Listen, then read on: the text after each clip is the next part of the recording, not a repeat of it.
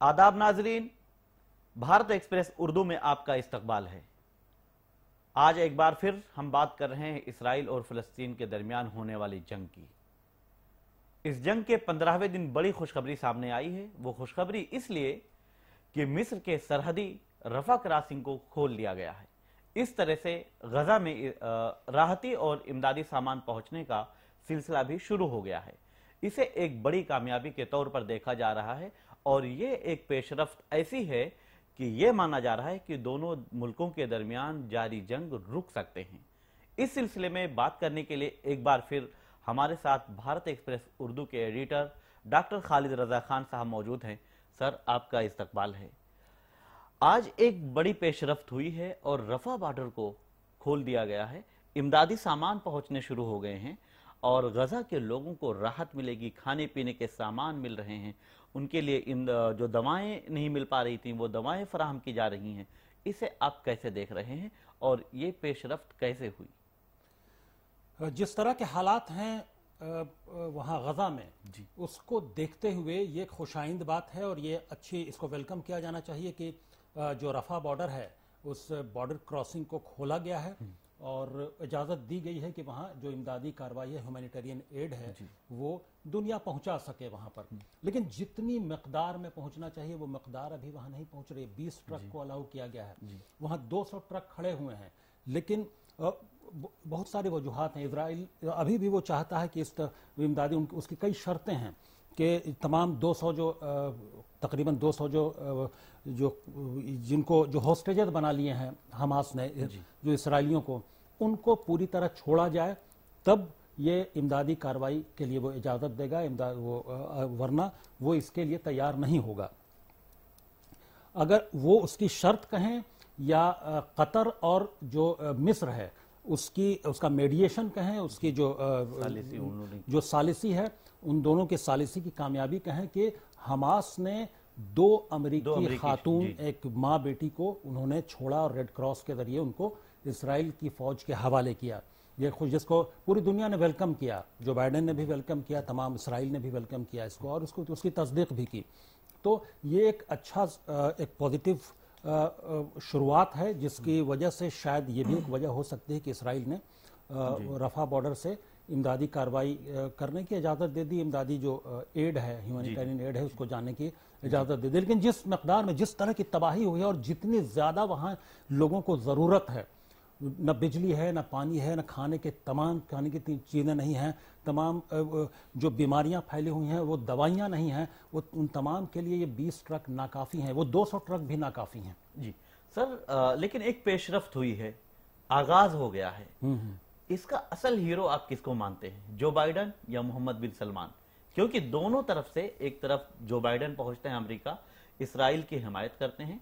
Israel की हिमायत करने के बाद वो फिलिस्तीन के और गजा के अवाम के लिए $100 मिलियन का ऐलान करते हैं, जैसा कि गुज़िश्ता बातचीत में आपने उस पर रोशनी डाली थी। मोहम्मद बिन सलमान ने काफ़ी सख्त रवैया अपनाया और उन्होंने साफ तौर पर कहा कि फिलिस्तीन और गजा का मसला हल हो जाना चाहिए। दोनों का असल हीरो कौन है? देखिए, इसमें हीरोइज्म की बात नहीं है, जो बात सच्चाई की है। चूंकि जो बाइडेन का जो मामला है वो तो पूरी तरह से इसराइल की पुष्टपनाही कर रहे हैं और हर तरह से इसराइल के साथ हैं। 100 मिलियन, जो पिछले बार भी गुज़श्ता मरतबा मैंने कहा था कि ये 100 मिलियन का एड जो गजा के लिए उन्होंने ऐलान किया है, ये कुछ भी नहीं है। दूसरी तरफ वो $4 बिलियन जो है वो मिलिट्री एड और कई तरह के एड के नाम पर इसराइल को दे रहे हैं। तो ऐसे में $100 मिलियन के एड की कोई अहमियत नहीं है वहाँ पर।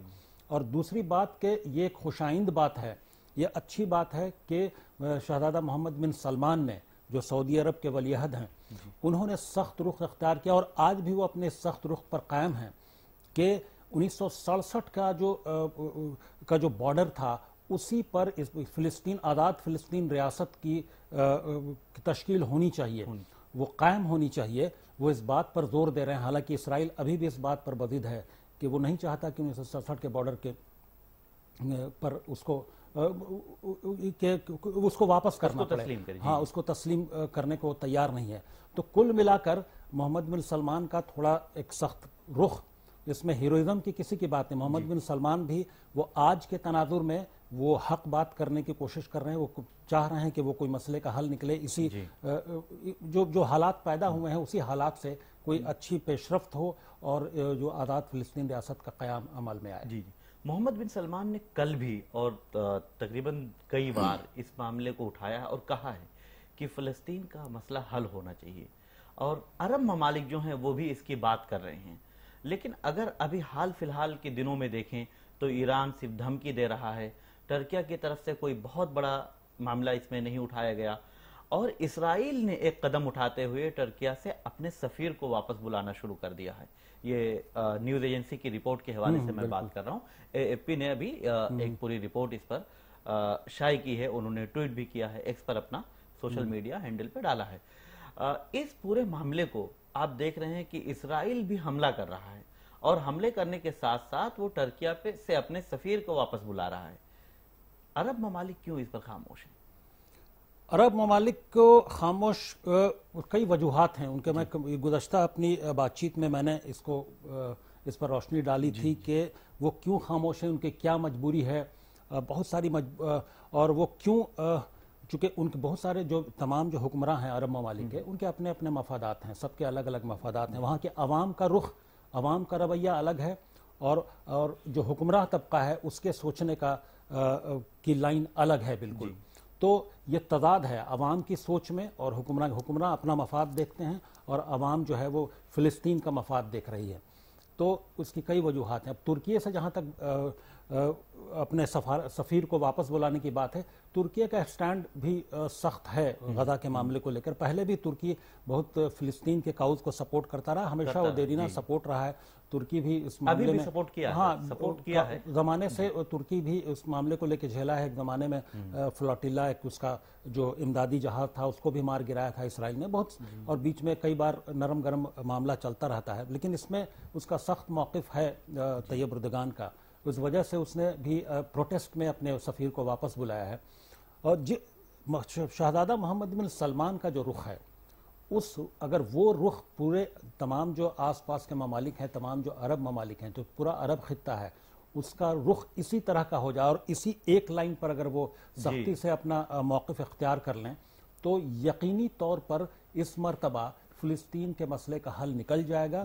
جو یو این کی قرارداد ہے اس کے مطابق دنیا مجبور ہوگی کہ فلسطین کا مسئلے کا حل نکالے، فلسطین کو، یعنی 2 اسٹیٹ کی جو بات تھی اس کو وہ عمل میں لانے کے لیے مجبور ہو جائے گا، یو این بھی اور پوری دنیا بھی۔ آپ نے سر اسرائیل کی بات، عوام کی بات کی، عوام کی اگر بات کریں تو اسرائیل میں بڑے پیمانے پر وزیر اعظم نتنیاہو کے خلاف احتجاج کیا جا رہا ہے۔ وہاں کی میڈیا کا اگر مطالعہ کرتے ہیں اور دیکھتے ہیں تو وہاں پر بھی اسرائیل ان کے وزیر اعظم کے خلاف پورے خبریں شائع کی جا رہی ہیں، اور بڑے پیمانے پر اس طرح کی چیزیں دیکھنے کو مل رہی ہیں۔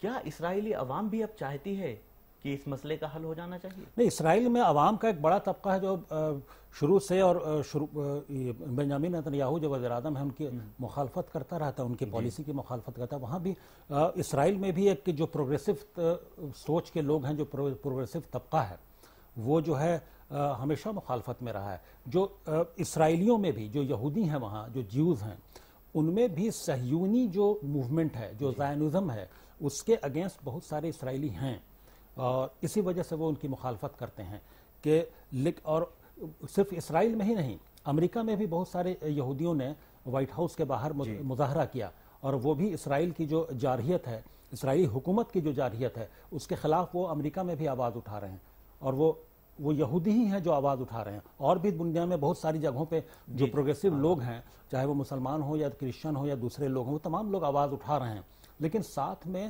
جیوز بھی جو یہودی ہیں وہ بھی آواز اٹھا رہے ہیں۔ تو جو پروگریسو طبقہ جو چیزوں کو سمجھتا ہے کہ معاملہ کیا صحیح کیا غلط ہے، تو وہ آواز اٹھانے کی ہمت کرتا ہے۔ اسرائیل کے اندر آواز، اسرائیل کے کئی اخبارات جو ہیں وہ بنیامین نتنیاہو کی پالیسی اور حکومت کی جارحیت کے خلاف لکھ رہے ہیں۔ تو اس سے ایک امید جگتی ہے کہ اچھی سوچ کے لوگ اسرائیل میں بھی ہیں جو پروگریسو سوچ رکھتے ہیں اور جو حق کو حق کہنے کی جرت کرتے ہیں۔ ایک بات اور کریں گے سر کہ 11 اکتوبر کو، گزشتہ 11 اکتوبر کو اسرائیل نے غزہ میں پانی بند کر دیا تھا۔ یہ ہیومن رائٹس واچ کے مطابق میں بات کر رہا ہوں کہ تقریباً 6 لاکھ افراد گندا پانی پینے پر مجبور ہیں۔ یہ جو اسرائیل کے ساتھ کھڑے ہیں، چاہے وہ امریکہ ہو، چاہے برطانیہ ہو یا اور دیگر ممالک ہوں، یہ بالکل کھل کر ساتھ میں کھڑے ہیں، لیکن یہاں انسانیت کیا ان کے اندر سے ختم ہو گئی ہے کہ 6 لاکھ لوگ اگر گندا پانی پی رہے ہیں، پانی پینے کے لیے مر رہے ہیں، کھانا نہیں ہے، تو کیا ان کے اندر انسانیت نہیں ہے؟ یہ کسی بھی انسان کا پانی بند کر دینا، جو بنیادی چیز ہے زندگی کی، سب سے بڑی اور سب سے بنیادی چیز ہے پانی، وہ پانی بند کر دینا یہ بہت بڑا کرائم ہے۔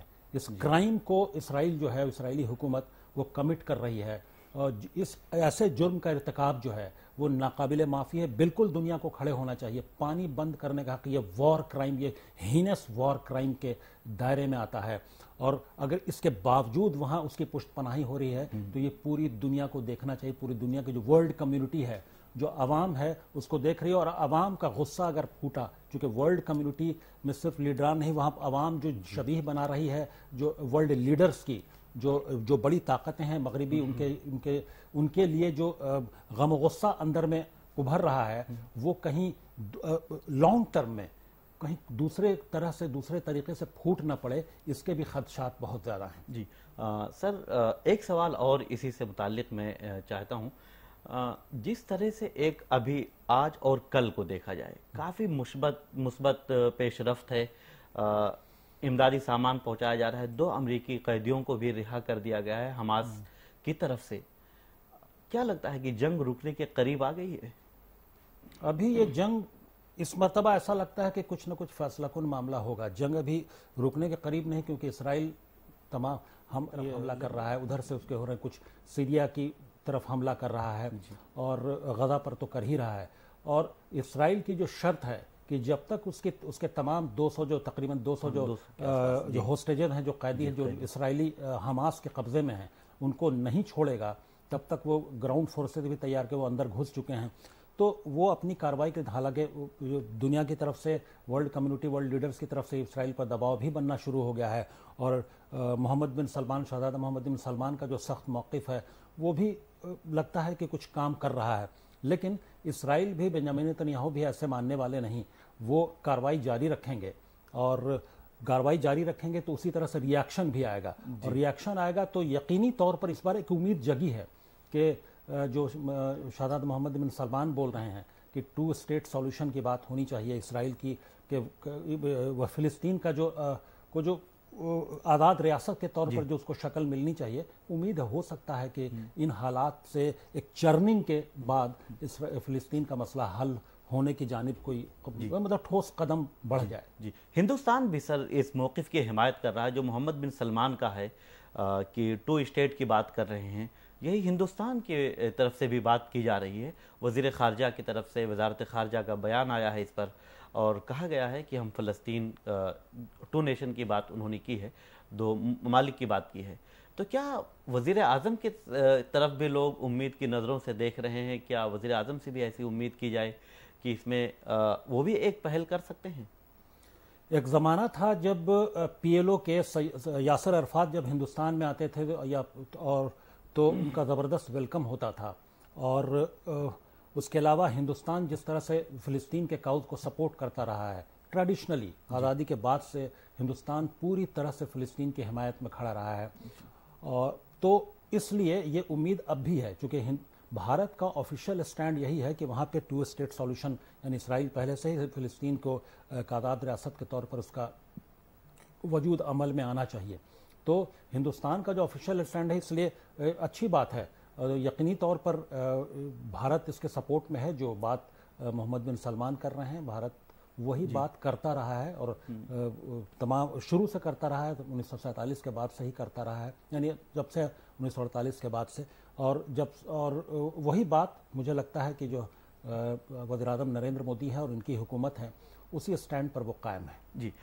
سر، وزیر اعظم اسی اسٹینڈ پر قائم ہے، لیکن ایک خدشہ عوام میں پیدا ہو گیا۔ پولیٹیکل پارٹیز کی سیاست الگ ہے، جی جی، جو برسر اقتدار پولیٹیکل پارٹی ہے اور جو باقی اپوزیشن سے، وہ فلسطین کے مسئلے کو لے کر بہت سارا ایسا گڈمڈ ہو گیا ہے کہ حماس کی جارحیت کو فلسطین کی جارحیت سمجھا جا رہا ہے، جو کہ بری غلط فہمی ہے۔ فلسطین کاؤز الگ ہے، حماس کی کاروائی جو ہے، جو جس طرح کی جارحیت اختیار کی ہے اس نے، وہ الگ معاملہ ہے، जुड़ा हुआ वो हैं फ़िलिस्तीन के, लेकिन वो फ़िलिस्तीन का मसला हमास के मसले से नहीं जोड़ा जा सकता कि हमास की जारहियत को सीधा फ़िलिस्तीन की जारहियत और उसके वजूद को मिटाने की बात, ये बिल्कुल गलत बात है। ये दोनों अलग अलग बातें हैं।